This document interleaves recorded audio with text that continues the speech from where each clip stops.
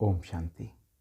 आज बाबा के 24 मई 2021 24 मई 2021 के महावाक्य। आज बाबा ने हमसे कहा, मीठे बच्चे। बाबा हमेशा हमें मीठे बच्चे, चाहे हमारे अंदर कितने भी अवगुण हो, कितनी भी खटास हो, कितनी भी कड़वाहट हो, लेकिन फिर भी मीठे बच्चे। क्यों मीठे बच्चे? क्योंकि ओरिजिनली भी ये जो आत्मा है, ये प्योर आत्मा है। बाबा इसकी वो प्योरिटी लेवल जो स्टार्टिंग में था, जो ओरिजिनली ये है, बाबा वो देखते हैं। बाबा प्रेजेंट नहीं देखता कि इसके अंदर कितने आजव गुण हैं, कितनी कमियां हैं। नहीं, ओरिजिनली ये आत्मा कैसी थी, तो उसको देखते हुए बाबा बोलते हैं मीठे बच्चे। और हमें भी ये बहुत बड़ी शिक्षा मिलती है कि हमें भी एक दूसरे की कमी कमज़ोरी को नहीं देखना है। हम सब बाबा के बच्चे। तो सभी कैसे बच्चे हैं? मीठे बच्चे। मीठे बच्चे, तुमने रावण की मत पर बाप की ग्लानि की, तो भारत कौड़ी तुल्य बना। तुमने रावण की मत पर, रावण अर्थात रावण की क्या दिखाए? 10 शीश दिखाए, 10 सिर दिखाए। 10 सिर अर्थात 2 सूचक हैं। एक कि नर और नारी दोनों के अंदर 5-5 विकार हैं। नर में भी 5 विकार। कौन से 5 विकार? काम, क्रोध, लोभ, मोह, अहंकार। ये नर में भी हैं, पुरुष में भी हैं, तो स्त्री में भी हैं। दूसरा, अगर हम 10 विकारों की भी बात करें तो 5 तो ये मुख्य विकार हैं, काम, क्रोध, लोभ, मोह, अहंकार। और 5 सूक्ष्म विकार भी हैं, ईर्ष्या, द्वेष, नफरत, वैर, आलस्य।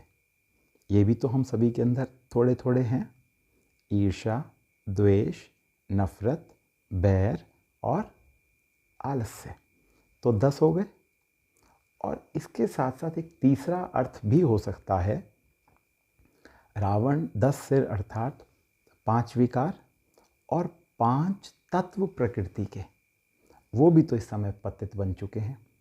तो बाबा ने कहा, तुमने रावण की मत पर अर्थात इन विकारों में आकर, इन विकारी संकल्पों में आकर, जब यहाँ पर वो रावण वाले संकल्प थे, काम, क्रोध, लोभ, मोह, अहंकार आदि आदि, जब वो यहाँ पर विकार थे, तो उन विकारों के प्रभाव में बाप की ग्लानि की, शिव बाबा की ग्लानि मतलब बेइज्जती की। क्या बेइज्जती की? शिव बाबा को कण कण में कह दिया कि भगवान सर्वव्यापी है। ग्लानि ना हुई क्या? सोचिए, अगर मैं कहूँ कि आप या कोई एक पर्टिकुलर व्यक्ति किसी जानवर के अंदर है, तो हमें अच्छा लगेगा? नहीं लगेगा अच्छा। और हमने क्या कह दिया? परमात्मा तो सबके अंदर है। अभी यहाँ से मच्छर उड़े, उसके अंदर भी परमात्मा है, और उसको हम ऐसे पकड़ लेंगे, उसको हम मार देंगे। क्या ये परमात्मा की ग्लानि ना हुई? घोर ग्लानि हुई, घोर। तुमने रावण की मत पर बाप की ग्लानि की, तो भारत कौड़ी तुल्य बना। आज कौड़ी तुल्य बन गया या नहीं बन गया? कभी WHO से, कभी इससे, कभी उससे इंपोर्ट पता नहीं क्या क्या करता रहता है, मांगता रहता है, मदद चाहिए, तो बन गया कौड़ी तुल्य। अब उसे पहचान, उसे शिव बाबा को, परमात्मा को, निराकार ज्योतिर्बिंदु परमात्मा शिव को पहचान कर याद करो। पहले पहचान ज़रूरी है कि वो है कौन। पहचान कर याद करो तो धनवान बन जाएंगे। धनवान बन जाएंगे जब शिव बाबा को याद करेंगे। तो उसके बाद जो उसकी प्रालब्ध है, सबसे पहले तो ज्ञान धन आएगा बुद्धि में, ये ज्ञान धन मुरली। और इसके पश्चात जब हम सतयुग में जाएंगे तो इसकी प्रालब्ध अर्थात स्थूल धन, सोने के, हीरे के हमारे महल होंगे, तो वहाँ पर स्थूल धन मिलेगा। प्रश्न, सीढ़ी के चित्र में कौन सा वंडरफुल राज समाया हुआ है? सीढ़ी के चित्र में आप सभी ने जब कोर्स किया था तो आपने अवश्य वो सीढ़ी का चित्र देखा होगा, और नहीं देखा तो हम आपको दिखा देते हैं अभी। ये है सीढ़ी का चित्र, ठीक है जी। इस सीढ़ी के चित्र में बाबा ने कहा कौन सा वंडरफुल राज समाया हुआ है, वंडरफुल राज। अब आप इस चित्र को देख सकते हैं, अगर आपके पास घर में भी होगा तो इसमें कौन सा राज समाया हुआ है। तो बाबा ने जवाब दिया, आधा कल्प है भक्ति की डांस। अब भक्ति कब से शुरू की हमने? द्वापर युग से, यहाँ से ये भक्ति शुरू की, ठीक है। सबसे पहले भक्ति भी किसकी की? शिव बाबा की। मंदिर कौन सा बनाया? सोमनाथ का मंदिर बनाया। उसके बाद फिर लक्ष्मी नारायण की, राम सीता की, आदि आदि देवी देवताओं की भक्ति शुरू की। और आज तो हम देख रहे हैं इस घोर कलयुग में कि किस की भक्ति हो रही है। भूत पूजा, पत्थर पूजा हो रही है। तो आधा कल्प की भक्ति की डांस और आधा कल्प है ज्ञान की डांस। ज्ञान की डांस अर्थात यहाँ सतयुग और त्रेता युग। यहाँ पर ज्ञान की प्रालब्ध को बाबा ने कहा ज्ञान की डांस। ज्ञान की डांस अर्थात ज्ञान, अभी इस समय हमने ज्ञान लिया और उसके बाद हमने जो प्रालब्ध भोगी सतयुग और त्रेता युग के रूप में, उसको बाबा ने कहा ज्ञान की डांस। जब भक्ति की डांस होती है तो ज्ञान की नहीं, अर्थात जब भक्ति चल रही होती है उस समय ज्ञान या ज्ञान का प्रालब्ध नहीं होता है। और जब ज्ञान की होती है तो भक्ति की नहीं, अर्थात जब सतयुग त्रेता युग होता है उस समय भक्ति नहीं होती। और जब द्वापर युग और कलयुग होता है उस समय स्वर्ग नहीं होता, उस समय बाबा भी नहीं आते। बाबा भी इस समय अंत के समय पर, संगम युग पर, जब कलयुग खत्म होने वाला है, सतयुग आने वाला है, इस समय पर बाबा आते हैं। आधा कल्प रावण की प्रालब्ध चलती।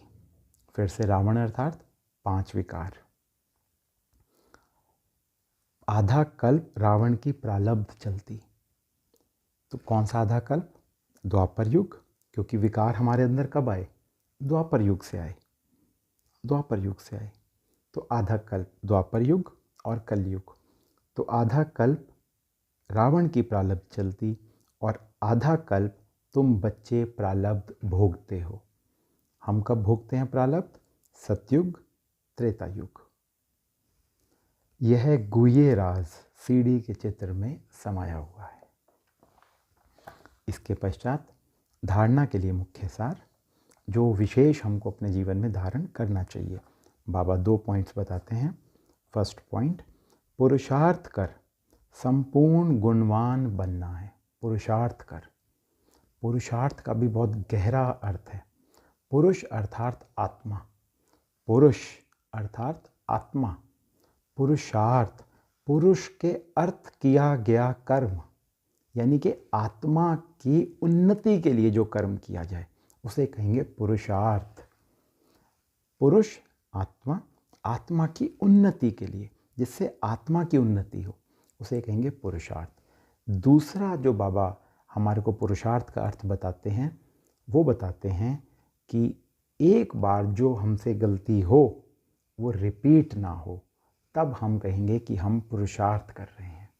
ऐसा ना हो कि एक ही गलती को हम बार बार बार बार दोहराते रहें और हम क्या कहें, हम तो पुरुषार्थ कर रहे हैं ना। नहीं, एक बार गलती हो, नो रिपीटिशन। पुरुषार्थ कर संपूर्ण गुणवान बनना है। कर्म कोई भी हो, लेकिन बाप की याद में रह कर करना है। कोई भी कर्म करें, कोई भी कर्म करें, शिव बाबा की याद में रह कर के करना है।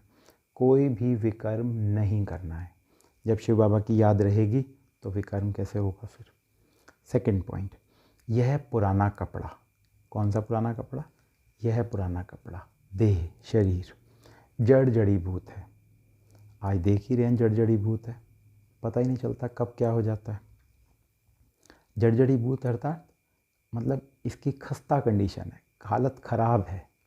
छोटा सा एक इन्फेक्शन, छोटा सा कोरोना वायरस, इनविजिबल, दिखाई नहीं दे रहा, लेकिन कैसे अटैक कर रहा है। अभी और आ गया वो फंगस।